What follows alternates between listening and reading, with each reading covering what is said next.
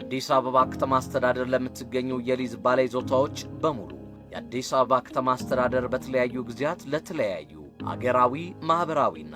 ኢኮኖሚያዊ ጠቀሜታ ለሚውሉ ፕሮጀክቶች መሬት በመደባና በጨረታ ለአልሚዎች በውል ሲያስተላልፍ መቆየቱ ይታወቃል። ሆኖም ግን አንዳንድ አልሚዎች መሬት ከተረከቡ በኋላ ወደ ልማት ሳያስገቡ አጥረው ይዘው የሚገኙ እንዳሉ ሁሉ ወደ ልማት በመግባት ግንባታቸውን የጀመሩ ግንባታቸውን ሳያጠናቅቁ በሂደት ላይ የሚገኙና ግንባታቸውን አጠናቀው ወደ ልማት የገቡ አልሚዎችም እንዳሉ በተደረጉ የመስክ ምልከታዎች ለመለየት ተችሏል። በመሆኑ መሬት በተለያየ የሊዝ አግባብ ወስዳችሁ ወደ ልማት ያልገባችሁና ግንባታችሁን ያላጠናቀቃችሁ አልሚዎች በሊዝ ውላችሁ መሰረት በአፋጣኝ ወደ ልማት እንድትገቡ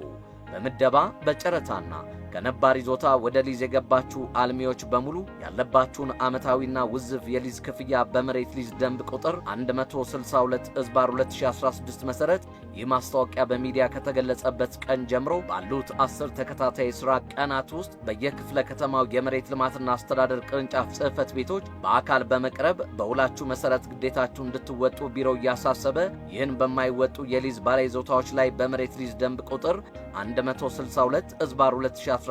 አንቀጽ 12 48 49 እና 74 መሰረት አስተዳደራዊና ሕጋዊ እርምጃ የሚወስድ መሆኑን ያሳውቃል። አዲስ አበባ ከተማ አስተዳደር የመሬት ልማትና አስተዳደር ቢሮ